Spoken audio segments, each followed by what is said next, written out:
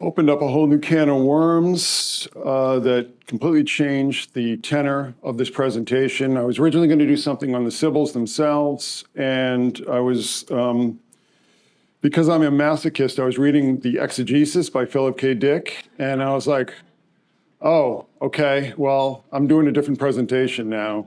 This is going to be a completely different story to tell than the one I was prepared to tell.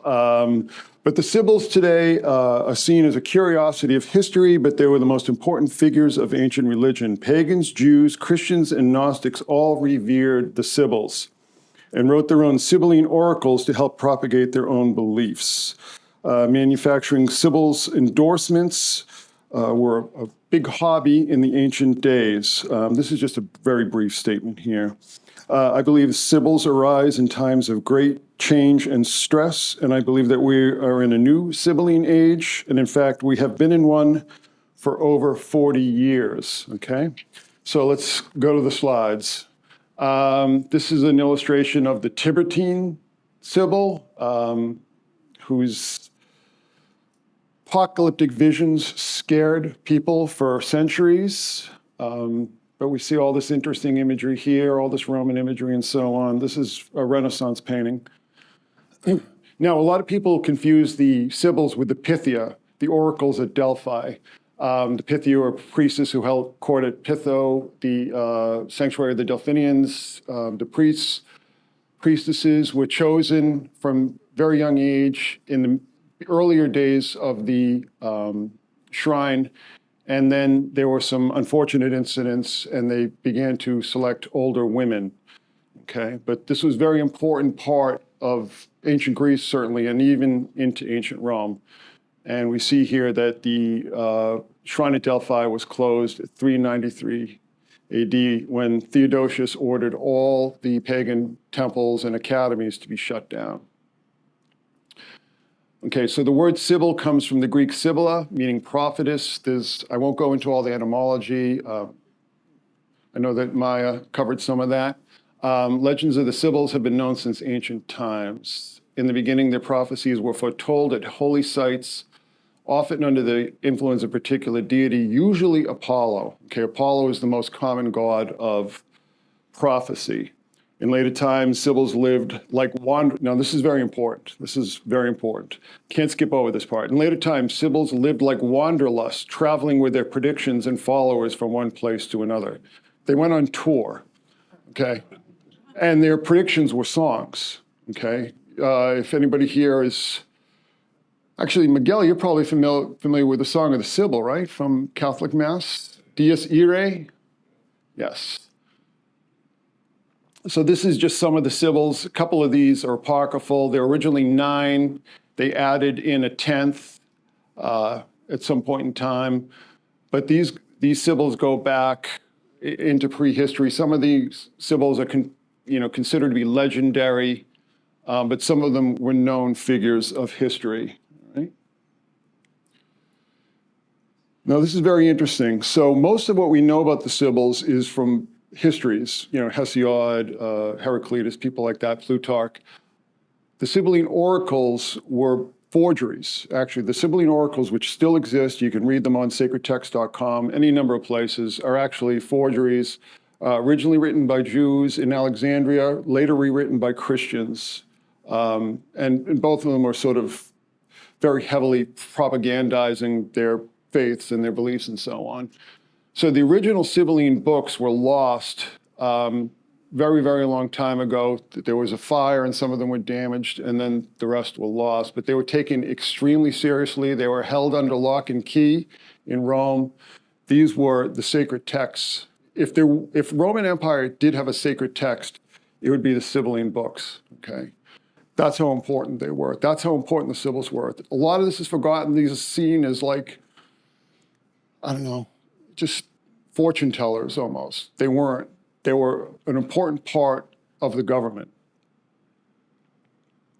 So yes, but the Gnostics were also very interested in the Sibylline oracles, and Gnostic theology and scripture were incorporated into them over the years, all right?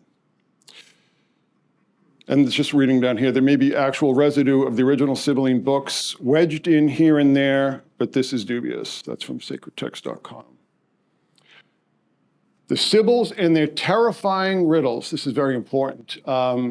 They did not sit there and go, oh, Caesar, thou shalt die on the 20th of February. It was much different than that. You know, like I said, they sang, but they also sang in a secret language that was only known to the priests. Some today call it glossolalia, speaking in tongues. Often Apollo is, this is a great quote that somebody had sent me years ago from Peter Kingsley. Often Apollo is associated with bright music and song, and yet he had a very different side. The songs were sung in his honor that were full of strange words sung in an incantory language no one could understand. And his oracles were spoken by his prophet in a voice heavy with trance, oracles full of repetitions and riddles, expressed in a poetry that at times hardly seemed poetry at all. For Apollo was a god who operated on another level of consciousness with rules and logic all its own. So again, these very, very complicated process here. They had entire priesthoods surrounding the Sibyls trying to interpret what they were saying, what they were singing, because they were unaware of it. They were singing in trances. This is all channeled material, or we call it channeled material, but it was all delivered in trance. Very often, it was observed that they had no idea what they were singing. They had no idea that they were singing at all, okay? The Sibyl, with raving mouth, uttering things mirthless, unadorned, and unperfumed, reaches over 1,000 years with her voice through the god, or in some interpretations, through the voice of the god. At the Delphi temple, they practice a pagan glossolalia. It was this influence of the pagan glossolalia that was strongly felt not only in Corinth, but also in the Grecian world. So I won't read the rest of it because it's sort of repeating what I just said, but glossolalia, speaking in tongues, secret languages, incantory languages, were all a very, very important part of the Sibylline experience. Christians were called Sibylists. This is I didn't know this until literally just a couple months ago when Dr. Eamon Hillman had mentioned this on Gnostic Informant. And I was like, what, wait? Yes, Sibyls, a name of reproach given in early times to the Christians because in their disputes with the heathen, they sometimes made use of the authority of their own prophetess, Sibylla, against them. They urged her writings with so much advantage to the Christian cause and prejudice to the heathen that Justin Martyr says the Roman governors made it death for anyone to read the Sibylline oracles, these are the forgeries, or the writings of the prophets. This is how serious this stuff was taken, that you could be put to death for reading the Sibylline oracles. The Song of the Sibyl, as I mentioned before, is still a part of the canon of some Catholic churches. I think mostly in Portugal, is that right? I think mostly in Portugal, yeah. The Sibyls are often depicted in medieval dramas, Jesse trees, and nativity scenes. When one hears of the Sibyls in chant and hymns on Christmas Eve, the Song of the Sibyl was sung all over Europe until the Council of Trent. This custom restored in the 17th century remains mostly in Spain. They are most famously mentioned in the Dies Irae, sung at masses for the dead. That day of wrath, that dreadful day, shall heaven and earth in ashes lay, as David and the Sibyl say. David, remember David, okay? It's gonna be an important clue here. The futurist, yes. Okay, I'll just give this a little bit of background here. Philip K. Dick, well-known science fiction writer. I'm sure most of you are familiar with him. had an experience in February of 1974 that completely changed the course of his life. He would eventually come to handwrite over 9,000 pages of what was collected as the exegesis. A phenomenal amount of space in the exegesis is dedicated to the Sibyls and to Sophia, because he saw them as two parts of the same phenomenon, okay? Now, a lot of people, my friend Eric Davis has talked about this, have speculated on whether this was just a schizophrenic break, okay? Whether this was just standard issue, schizophrenia, psychosis, whatever. I do not believe that in any way, shape, or form.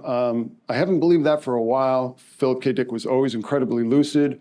If you see interviews with him post 374, he's lucid, very well spoken, very rational.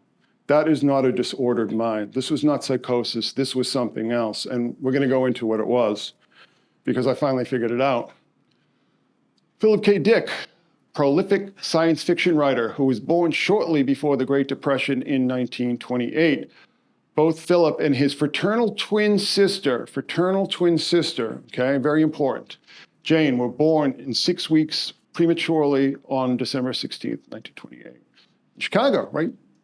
We're right in the neighborhood. There's a lot of these little sync-winks in this little story here. His sister died suddenly, apparently from neglect, and this created a profound effect on Philip's life, resulting in what he describes as a phantom twin motif in his books. The phantom twin, the other half, his other side. It's almost hermetic in some ways here, but there's the man there. Again, not a schizophrenic, not a psychotic in any sense of the word. Did a lot of speed. Medical.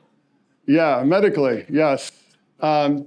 So he was writing science fiction, which is always paid extremely poorly, always broke, went through a series of wives, bunch of kids, started taking speed so he could write faster. Like they were paying, the publishers back then were paying them by the word. So it was not, not a very reputable profession for a man to hold, but he had a terrifying vision, okay? Another terrifying vision here. And this is by Eric Davis again, in 1963, a very important year. Dick turned to Christianity after a terrifying vision sometime during the fall, perhaps following the assassination of JFK. Actually, I've heard late summer, and late summer is a lot more applicable. Late summer of 1963 is extremely applicable to this story, as we'll find. But Dick was walking to the isolated shack he rented as a writing office. He looked up at the sky and saw a face, a vast visage of perfect evil that had empty slots for eyes. It was metal and cruel, and worst of all, it was God. Okay, so again, people might see this as a classic schizophrenic break. I think maybe he was misinterpreting something that, not uncommon. People who have divine encounters will often see them as demonic encounters. Staring into the face of infinity, has never been fun for anyone. I'm sure some of you might be able to attest to that.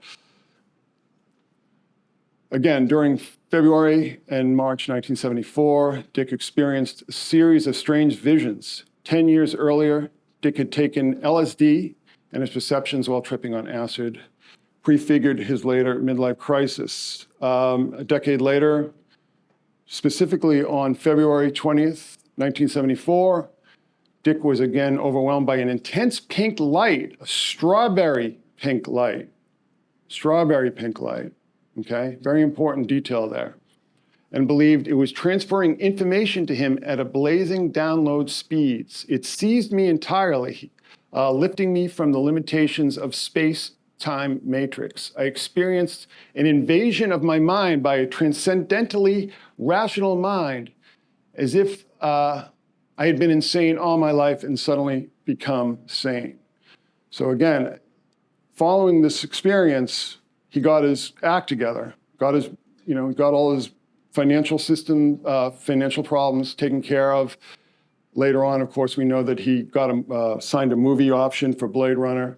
So he, again, people who have psychotic breaks usually don't become rational and sane and organized following them. It usually precedes a rapid decline. Now, this is R. Crumb. This is from Weirdo. I'm going to go over here so people can see the slides, okay? This is from an issue of Weirdo, The Religious Experience of Philip K. Dick, just discussing the experiences that he had here. I won't go through them all because we don't have a lot of time to get into the nitty-gritty here, but this is his experience. He had a wisdom tooth extracted. They gave me a tremendous amount of sodium pentothal. I came home and was in great pain. He called the dentist, and they called the pharmacy and ordered him some Darvon. I was in such great pain that I went out to meet the girl when she came. She was wearing a golden fish in profile on a necklace. The sun struck it and it shone, and I was dazed by it. Very important. Fish on the chain, okay? People are familiar with that symbolism from Christianity. You used to see it on bumper stickers and decals and all these kind of things back in the 90s. Very, very important detail here. Some reason I was hypnotized by the gleaming gold fish. I forgot my pain, forgot the medication, forgot why the girl was there. I just kept staring at the fish girl. What does it mean? I asked her. The girl touched the glimmering golden fish with her hand and said, "This is a sign worn by the early Christians." Okay, so the goldfish on the chain, okay, and it's very important that it's gold. We're going to get into why. So he experienced what he calls Anamnesis, unforgetting. He remembered that he existed in a state outside of time, and he brought himself back to the ancient world, and the girl whom he had encountered who brought him the Darvon was a secret Christian. We all lived in fear of detection by the Romans. We had to communicate with cryptic signs. She told me all this, and it was true. That night, he's listening to Strawberry Fields Forever, okay? Strawberry Pink Light, Strawberry Fields Forever. Received the pink beam transmission, okay? And realized that his son, Chris, had a inguinal hernia that was threatening to kill him.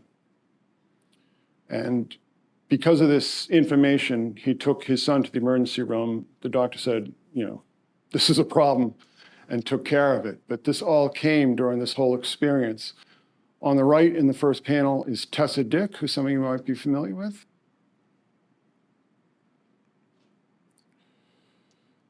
So again, getting into the, what does he call it? Orthogonal time, trans-temporal constancy. A lot of these things that he later explained in great detail during a science fiction convention in Metz, France. It did not go over well. People thought he was just completely nuts. It has since become, in the wake of the Matrix and so on, it's become very much treasured by people of a certain bent. He's talking about simulated realities, which, of course, so many of his books are about. It's a long obsession with him. But he's experiencing it in the flesh. He's having a genuine, what I believe is a genuine religious vision, religious experience that any number of mystics throughout history have experienced, right? He believed Sophia as the Sibyl was behind these experiences, okay? And the exegesis is filled with all this language. The Great Mother retreated out of sight behind the figure of Christ and rules the cosmos invisibly. We've heard a lot of discussion of that today, haven't we? Yet she disclosed herself to me. The Sibyl, her first incarnation is the Sibyl, right? The female or the voice, the Sibyl and the voice of God, the Vox Dei, and the Saint Sophia prophecy itself. Now, a lot of this searching in his life was inspired, as we said, by his phantom twin. My search in this world, in all worlds, is for my twin sister, my female counterpart, whom I have lost, been separated from. Still, she exists, and finally I will be reunited with her. She is very close to me as the AI voice. That's the AI voice of Valis. The singing woman, the psychopomp, and the Sibyl. Of course, the Sibyl was also a singer, wasn't she? And ultimately, holy wisdom herself, Sophia. All right? So this experience that he had, that I believe was an absolutely genuine, mystical experience, he's crediting Sophia speaking through the Sibyl. Okay? Very important. And when we get into some of the details, you'll see why. His first attempt to fictionalize this was a canceled collaboration with Art Spiegelman of Mouse and Raw fame. Spiegelman had visited Philip K. Dick in California in the spring, and the two conjured up a collaboration. They were going to tell this in comic book form, just as Crumb did many years after Philip K. Dick's death in Weirdo. The story he wrote, Eye of the Sibyl, was too complicated to be easily transferred to the cartoon medium. And when he sent it off, it never made the transformation. But it was collected in a short story anthology called Eye of the Sibyl.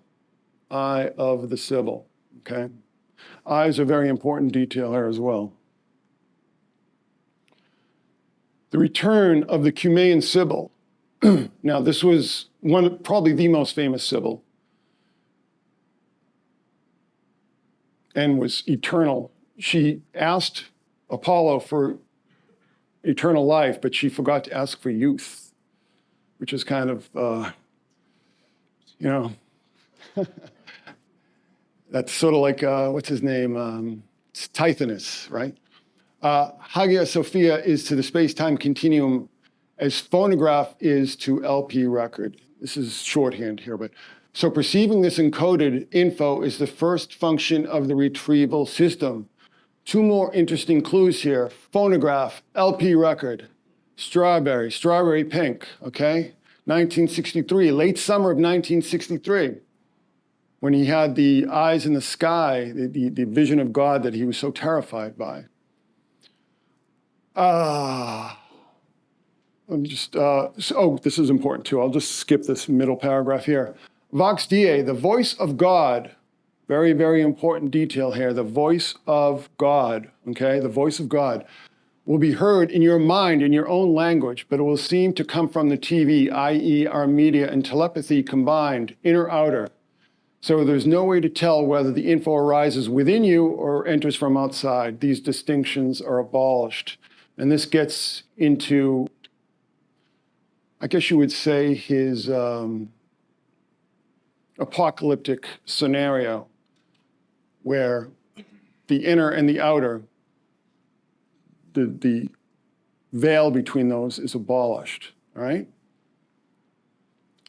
The voice of God. Just go over here and just wet my whistle a little bit here. Just want you to ponder that for a moment.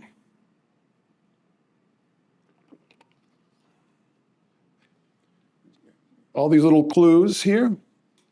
The voice of God. This is from the exegesis. I am thinking back, sitting with my eyes shut. I am listening to Strawberry Fields Forever by the Beatles, of course. I get up, I open my eyes because the lyrics speak of going through life with eyes closed. I look towards the window, light blinds me. My head suddenly aches. Sounds like a classic migraine experience almost. My eyes close and I see that strange strawberry ice cream pink while listening to Strawberry Fields. At the same time, instant knowledge, Gnosis, is transferred to me. Anamnesis. Again, this is from The Religious Experience of Philip K. Dick by Crumb. pink light hits him, the strawberry pink light, while he's listening to Strawberry Fields Forever. Now, you might know this, might not know this. There's actually a surname that means Strawberry Field. There we go. Strawberry Field. Connected to this version here is just a variation on this. Fraser, strawberry. Some of you might have had strawberry fraisiers. It's a French dessert. All my hope is in God. That is the belt of the Fraser family. And there's the Sibyl. There she is in all her glory.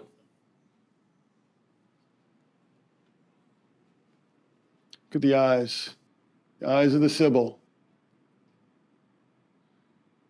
Elizabeth Davidson Fraser, born August 29th, 1963, Grangemouth, Scotland. Best known as lead singer of the Cocteau Twins, now is touring with a group called Massive Attack, okay? Cocteau Twins, Jean Cocteau's Beauty and the Beast. Ola was talking about 923:17, Beauty and the Beast, Virgo and Leo. There it is, there's your archetypes right there. Virgo and Leo. Jean Cocteau's Beauty and the Beast, okay? Cocteau Twins. Again, I want you to pay close attention to those eyes, okay? Soprano vocal range led to her being dubbed as the voice of God, the voice from another world. The voice of God, the voice from another world. Listen to the woman with the most celestial voice in music. 3 Scottish upstarts are already in touch with ancient and otherworldly forces. Hundreds and hundreds of examples of this. I just put in a couple. Elizabeth Fraser still sounds divinely alien on Sun's signature debut. By the way, she name checks Quest Books in the liner notes for that EP, right? There we go. Again, Liz Fraser, the Cocteau Twins, has magical quality. So many of these, this might be completely new to a lot of you, but this, believe me, we could do an entire weekend just on all these kind of testimonies. Divine possession. Divine possession, okay? This is back to the exegesis.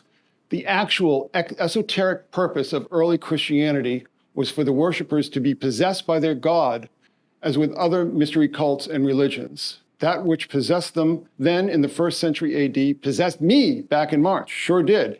But I identify him more as Apollo than as the Holy Spirit described by Paul.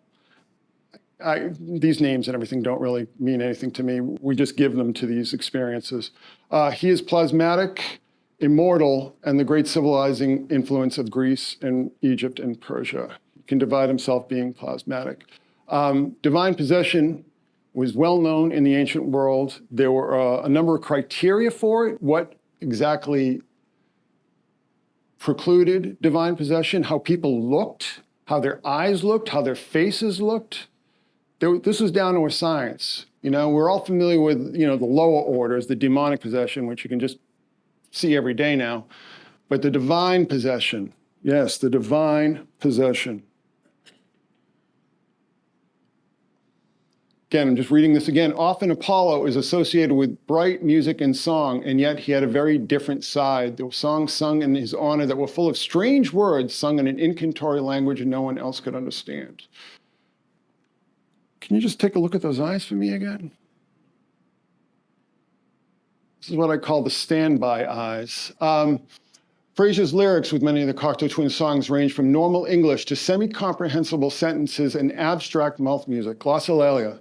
She has said she used foreign words without knowing what they meant, just like the Sibyls, or the earlier Sibyls. The words acquired meaning only as she sang them, okay?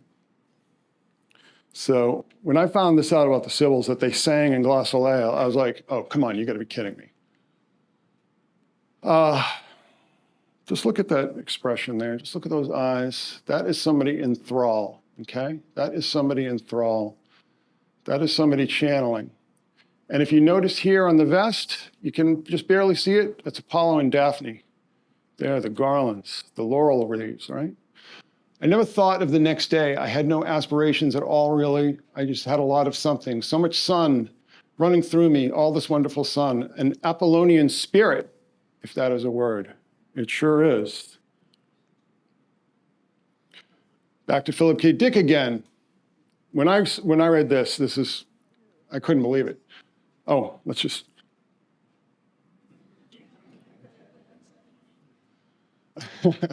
The dance, sound of bells, the beautiful woman, Diana, queen of the fairies.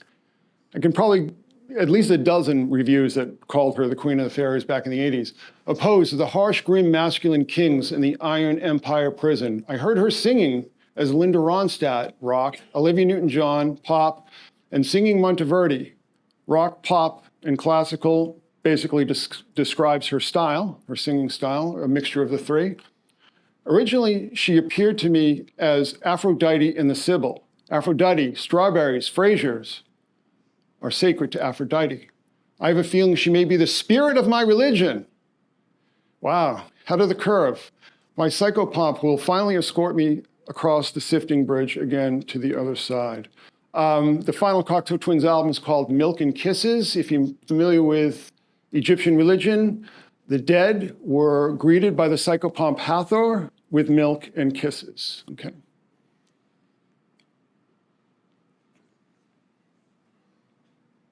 Okay. You can watch this video online. It's an experience. It's watching somebody completely enthralled, completely taken over, completely possessed. I'm just going to read this real quick. I had gotten an email from somebody whose identity I will not divulge, nor will I divulge what he actually did. That might give him away. But he wrote to me, he said, many years ago, I came across a post of yours about Elizabeth Fraser and the spirit or entity, not sure what to call it, which sang through her.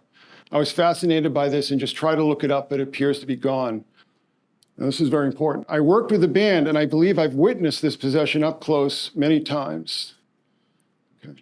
And you don't need to work with a band. You can just watch these videos online. What is the name of that video? This video is called Seekers Who Are Lovers, and we're going to get into who that song's about because that's another layer of mythic insanity that sort of started this. We're going to get into the whole Siren mythos a bit.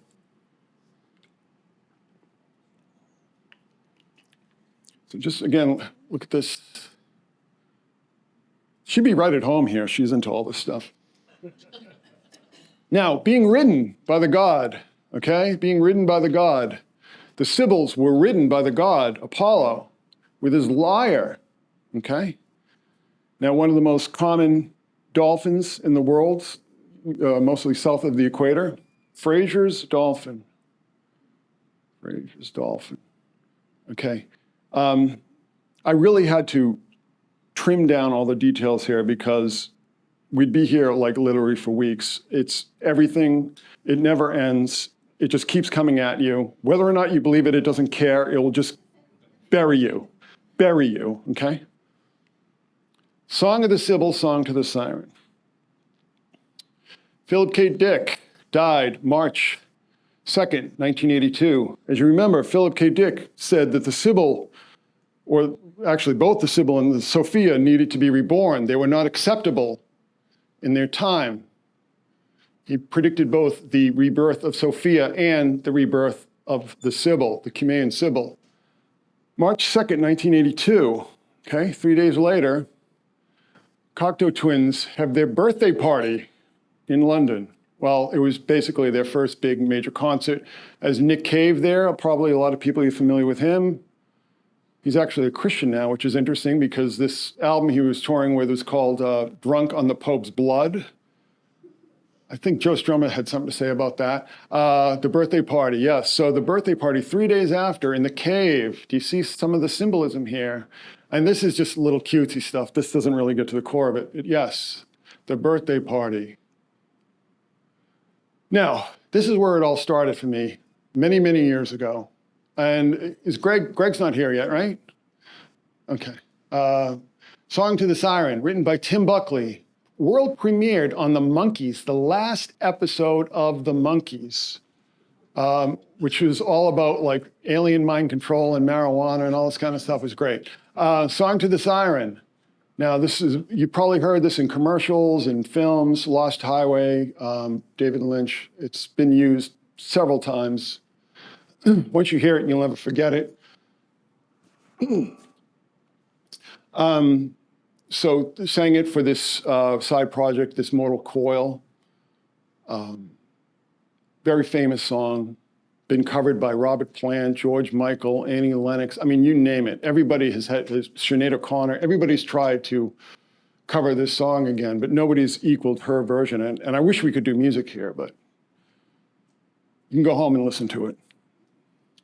Now, it turns out that when she split up with her husband, the Beast, and the Cocteau Twins, right?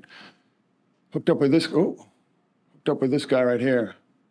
Young Jeff Buckley, the son of Tim Buckley, who wrote Song to the Siren.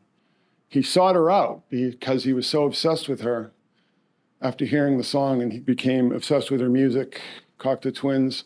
The first album with Elizabeth as a muse, the Buckley, the Shepherd Boy, the Nana, the Shepherd Boy, you know all that stuff, Demuzi, and his band prepare for recording the first album, Grace, by binging on Cocteau Twins records. So she was his muse for his very well-known album. But you know how myths always end, right? Particularly Greek myths. They always end bad, right? Don't they? They always have bad endings. Jeff Buckley was swimming under this bridge here, May 29th, 1997, was swimming under this bridge. This time of day too, dusk. A tugboat came by and the wake drove him under the water and he drowned, but was not found for several days. And one of the things that I've done most recently in the SSI is talk about how there may be smiley face killer aspect to this death. It's entirely circumstantial, but it remains the same. So Jeff Buckley, who sought out the Siren, swims to the Siren, May 29th, which is Garland's Day in England. Now here's where we get into the Sybil part. Some of you might have heard the album Heaven in Las Vegas, right here, that's the old cassette.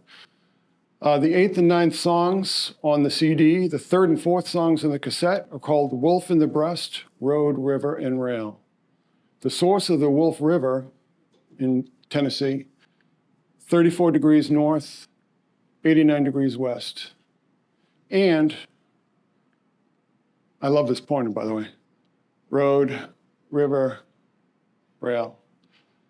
Wolf Harbor River, spot where he drowned. Okay, this was 7 years prior to his death. Okay. Now, it doesn't end there, because she also predicted Chris Cornell's death, whom she shared the stage with at Lollapalooza in 1996. I did a whole thing on this. This is way too much to go into now. The song is called Frou Frou Foxes and Midsummer Fires. I'm sure all you know your festivals and so on, your mythologies. Midsummer Fires, St. John's Day, foxes, right across the street. The hotel he was staying at, the MGM Grand Detroit, at the end of what? Elizabeth Street. Okay. This story gets really, really creepy because she basically describes how he hung himself in the lyrics. Oh, by the way, there's this whole misconception that she doesn't sing English lyrics. She often does. So, anyway, Frou Frou Foxes and Midsummer Fires. So where Chris Cornell died, whom I call the Horned Christ, MGM Grand Detroit, Fraser, Michigan. So where Jeff Buckley died, Beale Street Landing, Fraser, Tennessee. Okay, and these two, very close friends, by the way. It's the phrase of strawberries, right? Strawberry fields forever. Both of them went to the eternal strawberry fields, I guess. Now, at some point in time, people figured out who this woman really is. This is in her hometown, the kelpies, which are basically the Scottish versions of the Siren. Except for there's only one. Why are there two? Oh, the twins. Why are there two? Oh, I get it. Okay, makes sense to me now. This is right outside her old neighborhood, by the way. And then the same artist also created this lovely idol here of the Siren greeting passersby on the highway in Cumbernauld, Scotland. So somebody figured this out. Well, we'll get into, somebody figured out at least that she had psychic abilities, but we'll get into that. The signs and portents. Okay, so you're hearing all this stuff. It's like, oh, wow, that's kind of weird. That's kind of strange. No, over 40 years of signs and portents. I've posted 2 major posts on The Secret Sun, hundreds of examples of this. Basically, her career moves were almost always accompanied on the same day by major events, usually hurricanes and earthquakes and plane crashes. Okay. It's weird. It's freaky. It's really weird. When I was posting about this the first time, Sigur Rós Jonesy shares stirring new single Cannibal with Cocteau Twins Elizabeth Fraser. Why is America, oh, wait. Why is America being hit by so many horrific natural disasters all of a sudden? Well, because this is a pattern that's established itself over 40 years ago, 1981. So make of it what you will. You can argue with it, but you can't argue with the facts. They're there. This is one of my favorites, The Brink of Apocalypse. Song to the Siren premieres on the John Peel show the same day. The Soviet Union admits shooting down Korea Airlines Flight 007, creating major crisis between the superpowers. That was only exacerbated on November 7th of that same year. NATO troops launch Able Archer war games, bringing the world to the brink of nuclear war. Okay, not a lot of people know about this, but this was real. And the record released that day was called Sunburst and Snowblind. Sunburst and Snowblind, kind of, you know. Nuclear explosion, brighter than 1,000 suns, snowblind, nuclear winter, okay? September 19th, 1985, Cocteau Twins make their first ever US television appearance on the same day as her historically devastating earthquake in Mexico City. They sang a song called Pale Clouded White. The first line in the song is Delenda. Does anybody know what Delenda comes from? To be destroyed. Cathargo delenda est. It's the first line in that song.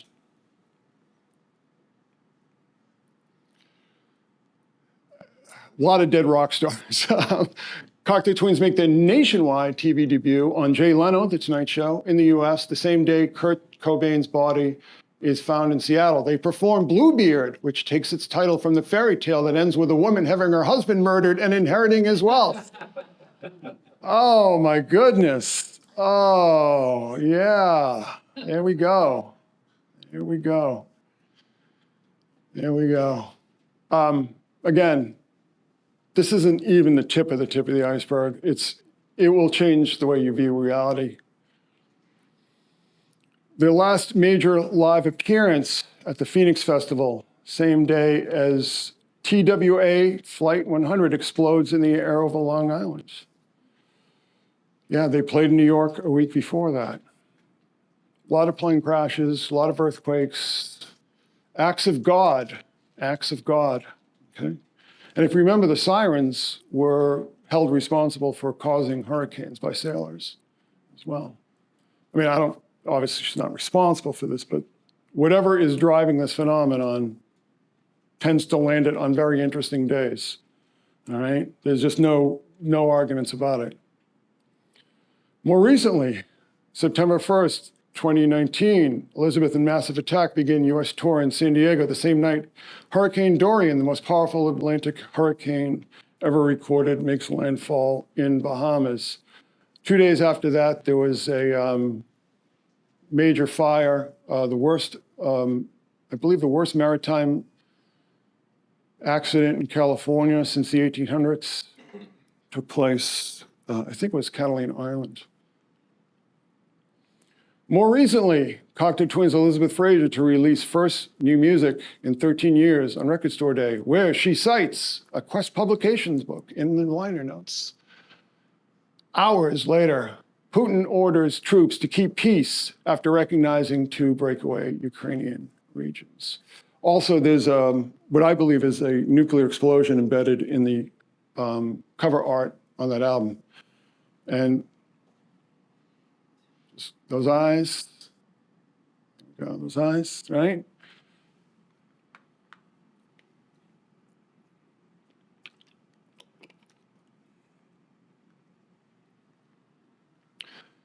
Just a few months ago, after 10 years of research, the International Astronomical Union has named the asteroid 2013 TF19 Fraser after Elizabeth Fraser.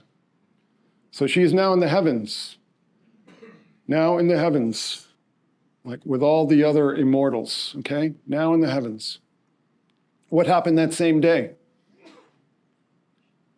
The sun over Scotland went purple. Okay? Elizabeth is placed in the stars. The sun goes purple. Brandon, where are you at? This gentleman over here was on a plane and witnessed it himself over Scotland. Saw this happen. Sun went purple. What also happened? Oh, of course, apocalypse in New York, monstrous flood. Worst flooding in over 100 years in Manhattan. Same day as this. Sun goes purple over the Sibyl's old stomping grounds, the day that the Sibyl is placed in the heavens, okay? If you saw this in a movie, you'd think it was too far-fetched.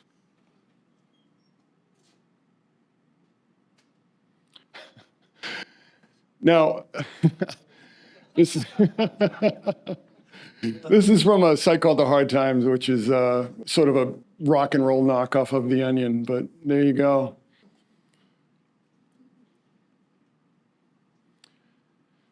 Prophecies. Now, one of my students at the Secret Sun Institute painted this.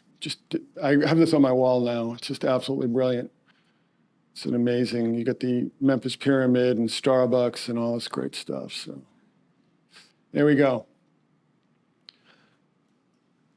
Okay, February 24th, 1984, 10 years after Philip K. Dick was having his experiences with the Sibyl, song they performed called Pearly Dewdrops Drops, right here, okay? There she is performing, there's her pearls. What is the significance of this? Who cares? Pearly Dewdrops Drops, right? Exactly 3 years later, Supernova released cosmic rays that changed DNA and triggered consciousness. That's speculation. I can't say that for sure. But I think anybody who was alive back then, things really changed after that period. Supernova that exploded in 1987 caused something so huge that it affects us all. So this is obviously, a couple New Age sites. This is their take on it, but be that as it may. Now, Pearly Dewdrops Drops. Just take a look at this right here, okay? In 1999, these shapes appeared around the supernova right here. Now, that's why they call it the string of cosmic pearls. Surrounds an exploding star. There it is right there. Now, we won't go into this, it's too much to go into. Pearly Dewdrops Drops, the lyrics all can be interpreted as describing the supernova. We'll just start with the first line. Ruby stars are ruddy, the ruddy glow, right? It's a pearly dewdrops drop. So that's the first line of the song. Don't need to go into any more than that. I think that kind of settles it. But the outro of the song, she chants, Ruby Star Dorade, Star Dorade. Dorado. What is the significance of Dorado? Well, 3 years after the song was released, that's where the supernova 1987A was seen. Dorado. Okay, Dorade is the Spanish of Dorado. Or no, not Spanish, some other language. Anyhow, not important. Goldfish. That, of course, is, you probably recognize this little guy here, dolphin fish. Now, this is from the Pearly Dewdrops Drops video, and there's this image here. What did we talk about with Philip K. Dick? The goldfish on the chain? The goldfish on the chain, okay? Now notice that the goldfish, Dorado means goldfish, by the way, is at the same inclination that we see Dorado on stellar maps. Same exact inclination. But also, so remember, strawberry fields, Fraser, goldfish, okay? Just a reminder here. The goldfish on the chain, the goldfish on the chain. There we go. I don't know how much more obvious it can get than that. This is where the the exteriors for the video were shot. Virginia Waters in Great Surrey Park in England. The significance of this is that this exact shot you see here, right here, if you've ever seen the film Annihilation about the shimmer, same exact shot when they enter the shimmer. It's supposed to be in Florida, but it was shot in England. This is a whole other discussion, the shimmer. We don't have time to go into it, but it's a whole other thing. Another prophecy, 15 April 2019, a structural fire broke out in the roof space of Notredame de Paris. Spire was destroyed, collapsed. Notredame, Nostradamus. We're going to get into some real Nostradamus stuff right now, okay? Just hold on to your hats. Another line from Road, River, and Rail. Naked and caught on the Ile de la Cité, where Notre Dame is located.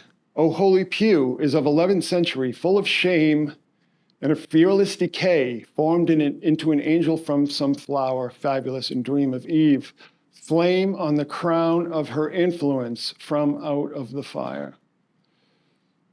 Okay, that's just straight up Nostradamus, just better, because most of that stuff never came true. But what is the significance of the crown of her influence? Well, right here. Crown rescued, crown of thorns rescued from Notre Dame. Sang about it 29 years before it happened.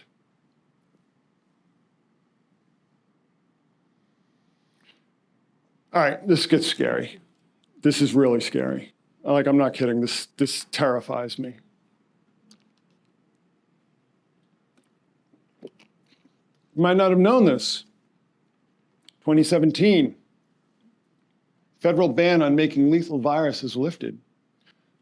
10 viruses altogether. 5 were flu-related, 5 were coronavirus. 2017. Okay. Engineered avian flu, H5N1, remember that, could kill half the world's humans. Right there, okay? This is where we get into Tiburtine Sibyl territory. So, 5 of 10 viruses kill half the world's population. 1983, head over heels. Wheezing and sneezing, tenfold it blew apart. It halved them in half. And when gushing gust wind, went airborne. 5, 10, 50-fold. 5, 10, 50-fold. You understand? 5, 10, 50-fold. Wheezing and sneezing. Now, this is another stanza here. Wheezing and sneezing, tenfold blew apart when gushing gust winds turned just up north. Just up north. H5N1 was isolated just up north from where this song was recorded. Okay? But by the way, it wasn't a lethal virus when it was first identified. Wheezing and sneezing turned just up north, farm in Scotland. This upsets me. Every time I see anything about H5N1, I get very nervous. Now, this is from 2019 when she's right here. This was a video collage done by Adam Curtis of hypernormalization fame. And it was just so clear that they're presenting her as a Sibyl here. And they're showing all these images here. This is taken in September of 2019. We see Fu Manchu, Boris Karloff, in his lab, mixing what up? What's he mixing up? Oh, viruses. Viruses. 2019. There's Elizabeth right there. Now, I don't believe that, I think this is, this, other things are the Sibylline books. I think this is the Sibylline oracles, if you get my meaning. They're clearly presenting her as a Sibyl. I mean, they had everything except for the stool and the little canter full of bay leaves, just straight up. They know, these people know. First song on Cocteau Twins' first LP. So the first verse, first song, first LP. Garlands, okay, Garlands, Corona, blood bitch, blood woman, blood bitch. There's a corona swelling. This album was re-released the week of when everything just shut down, 2020. There's a corona swelling. Okay? Yeah. The dome. Hola. The dome. Yes, the dome. Let's talk about the dome. Talked about this a little bit last year, the Millennium Dome. Greenwich, England, on the River Thames. This whole thing is just creepy and weird. But this is where the British government decided to ring in the new millennium with this incredibly bizarre performance of basically demons of the air right here and the daughters of men, okay? You know this story. This is what, Tony Blair and all these other people decided would be the best way to ring in the new millennium. This whole thing about the Nephilim and everything like that. And then, of course, 999 times they collapsed the Tower of Babel, in the year 2000. Does anybody know what the equivalent of emergency calls for 911 are in England? Anybody? 999. What an interesting number to choose for your performances of the collapse of this tower here. And it all ends very happily. The new race of Nephilim is born right here. And we have Sophia, born to Sophia. Oh my goodness, what's going on here? What are they talking about? Why are they doing that?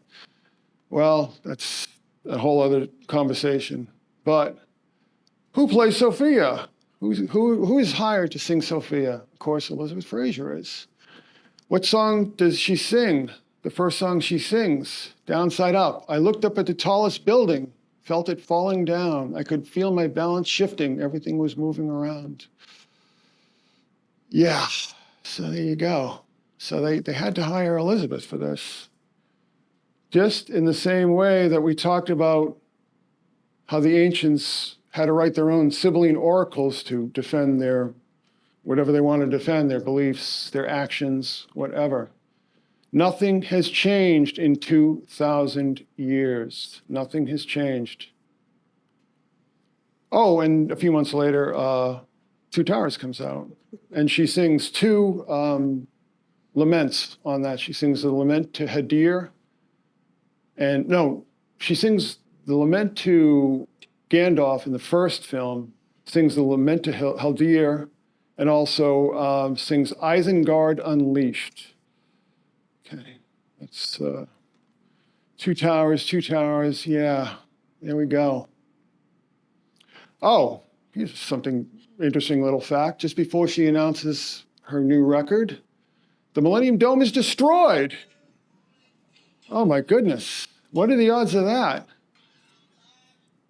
Of course, the new record that she cites, the book she cites is, I think it's Memoirs of a Modern Mystic by Andrew Harvey. Has anybody read that book? Anyhow, it's neither here nor there. But maybe that was somebody not impressed. Maybe that was the author of the Sibylline books, not impressed by the actions of the people who wrote the Sibylline oracles, perhaps. Just spitballing here. The trash stratum. Okay. Philip K. Dick. I've been reading a lot of Philip K. Dick lately.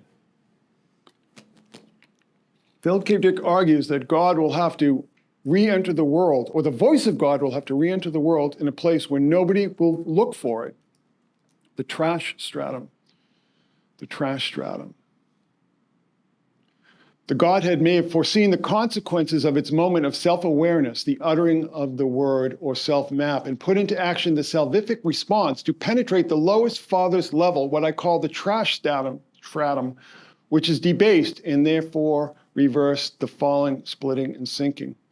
By the way, the Cocteau Twins did start off as a punk band, so you could argue that that's the trash stratum.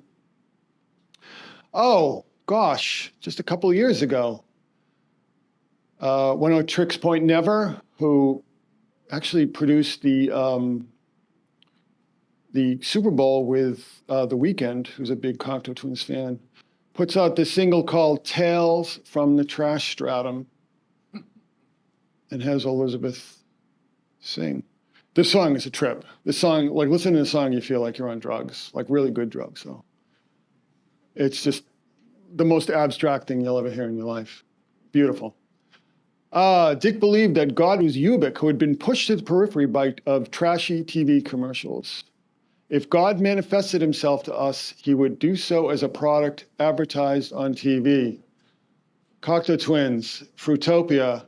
It doesn't get trashier than Fruitopia, man. That stuff was wretched. They did 2 different commercials for Fruitopia. Yeah, there we go. Ubik, let's talk about Ubik just a short bit. Massive Attack reissue mezzanine as DNA spray. Each can contains about 1 million copies of the album encoded into DNA. This is like straight out of a Philip K. Dick novel. Well, it is straight out of a Philip K. Dick novel, as we'll see. Massive Attack album, of course, Elizabeth sings 3 songs on that album, one of which was the theme song to House MD, by the way. Oh, yes, Ubik. Ubik is trash containing an even lower order of trash, the Ubik commercials, but were, in fact, the voice of God in a spray can. The voice of God in a spray can, okay? The voice of God in a spray can, right here. The voice of God in a spray can. Okay, there we go.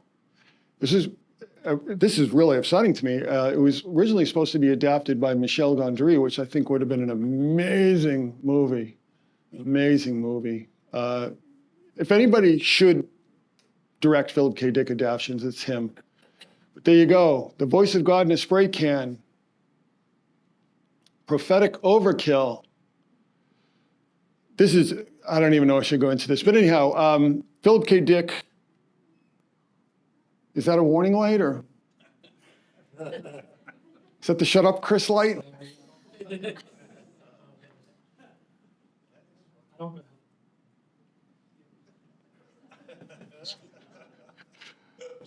You're killing me, you're killing me. You're busting my flow. Valis, there is Sophia. How many people here have read Valis? I hope half the room at least. The rest of you? Go home and read it.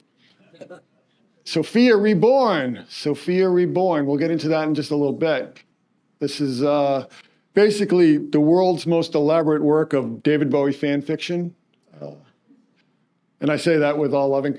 This was his proto-Sibyl, Linda Fox. Linda Ronstadt. Notice this, they're wearing the same top here, which is kind of interesting. Linda Ronstadt was his big obsession. Sorry. The eyes. I say this all the time. I am so sorry. To me, it's like a cosmic accident that Philip K. Dick did not live to see Elizabeth fulfill all his prophecies. Anyhow, this is from The Divine Invasion. This is a picture of Linda. And I won't read the whole thing, but there's this whole discussion about Lafargue Scotch. And this is a guy who's a music industry executive is trying to sign Linda Fox. You know, do you honestly believe my music is good? This whole discussion about the Scotch package here, this is just a very small detail here, but when that book was written, Elizabeth, at the same time that book was written, was employed at a whiskey distillery where she labeled bottles and put them in boxes. So very obvious to me that this was just one of those sort of little whispers that came on the celestial wind, so to speak. I won't go into this. This is overkill, Brian Eno. Just use your imagination. Now, okay, I'm going to wrap this up. Well, almost wrap this up.